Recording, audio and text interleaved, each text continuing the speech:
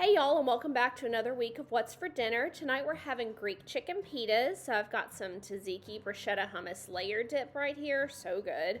Some avocado, diced up cucumber, some diced up purple onion, tomato. Here's our pita bread, and some shredded rotisserie chicken. And then I've got some other stuff for like my son who won't eat Greek pitas, which not like avocado is Greek, but whatever. So here's how we did it. So I put the chicken on the pita, and then I just warmed it up in the microwave for like 20 seconds, 30 seconds, instead of warming up the meat separately and then us not eating all of it. And here's me making my pita with all the fixins.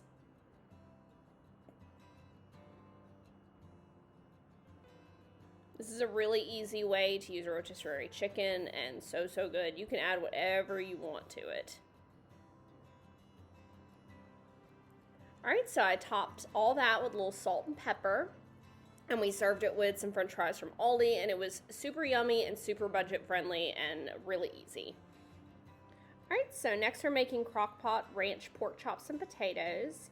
So we've got some butter, then I have 4 bone-in pork chops. It's better to use bone-in than bone-out, more flavorful. Then we've got 4 tablespoons of ranch split into bowls, 2 tablespoons each, ranch seasoning, sorry. Next we have 3 pounds of red potatoes that I cleaned and quartered. Did not skin them, I left the skins on. A little salt and pepper. And then we've got some olive oil and apple cider vinegar. Alright, so we're gonna get all this started and throw it in the crock pot. Alright, so first things first is we took those potatoes and 1/4 cup of olive oil and 2 of the tablespoons of the ranch seasoning, and then I mixed it all together. Please be sure when you do this to not do this and set it aside. I've read that if you do that, it kind of clumps up, so do this and immediately pour onto your potatoes. So I poured that onto my potatoes. There we go. And then I'm going to give it a good stirring.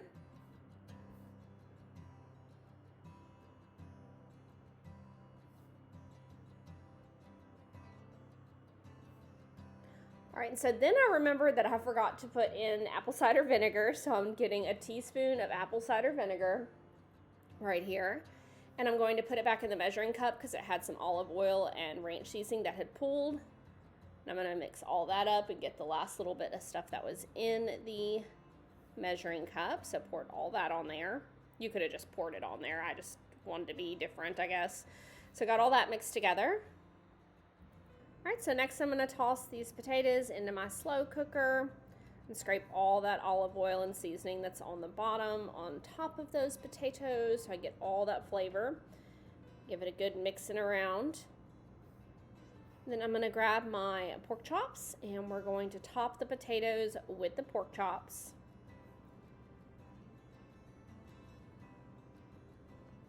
Mushed them all in there. Luckily they fit. All right, and then I'm going to take another teaspoon of the apple cider vinegar, pour that, or sprinkle that on top of the pork chops, and then I'm also going to sprinkle 2 more tablespoons of the ranch dressing seasoning, or ranch seasoning, on top of those pork chops.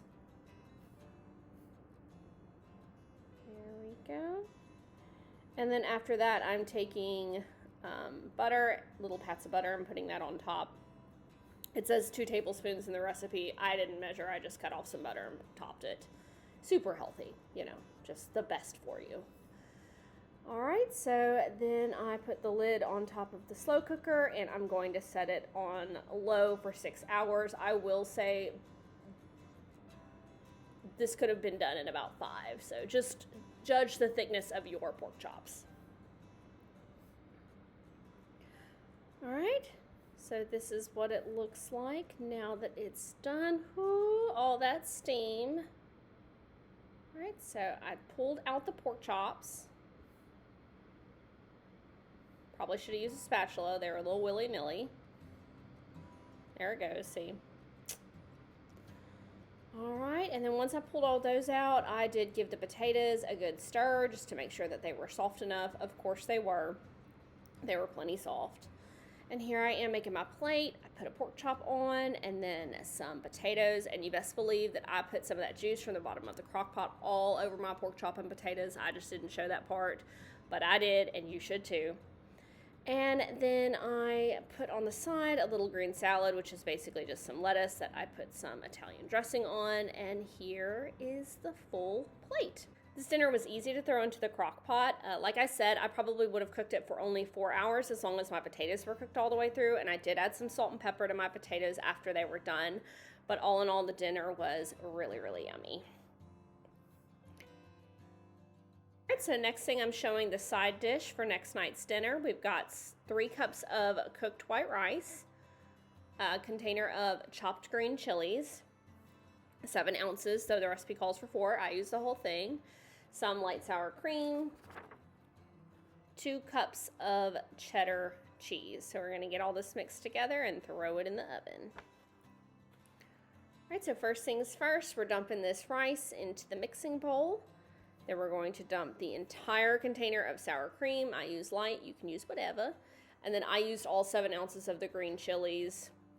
You can use 4, that's the size that I had, and I wasn't going to throw green chilies away. All right, so I'm going to mix all this together before adding the cheese. So I figured if I added the cheese first, it would kind of go everywhere.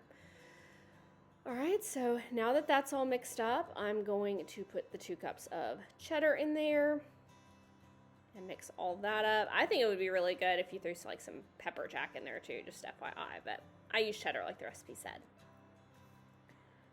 All right, so now I'm putting it into a 2-quart casserole dish. Get it all spread and even. And we're gonna slide it into the oven and let it cook until it gets nice and brown around the edges. So at 350 for about 40 minutes. Right, so the next thing that we're starting on that we're having for dinner that same night is some chili lime baked tilapia. So we've got some salt, some pepper, some cayenne pepper, cumin, and chili powder. And we've got about 6 pieces of tilapia, about 2 pounds. I doubled the recipe. Then we have 2 limes and some olive oil. All right, so now we're gonna get the marinade whipped up. Gonna squeeze all those limes with my little juice squeezer. Fun fact, I used to use this backwards until my mom showed me that I was doing it wrong, which is why my lemons and limes were not juicing well. All right, so once I have all those juiced, I'm adding 2 tablespoons of olive oil into the bowl. And then all of the seasonings that I showed you before, salt, pepper,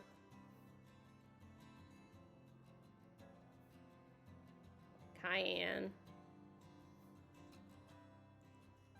cumin, and chili powder.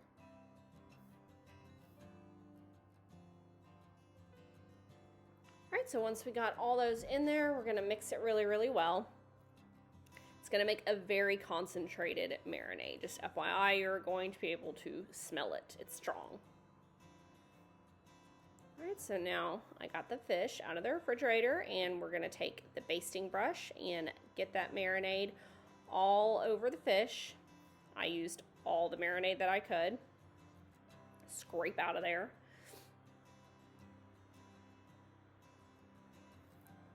All right, so we're gonna slide this in the oven, set at 400. And the recipe, I think, calls for 12 minutes. I ended up cooking for about 15. You know, I just felt like it wasn't cooked all the way at 12, so we cooked till 15. So next we're doing the avocado cream sauce. So we've got some Greek yogurt, just plain, some lime juice, black pepper, avocados, cilantro, and some salt. So I'm going to toss all of those ingredients into my blender. You can layer them however you want. This is how I layered them, but you're just gonna throw everything in there. All right.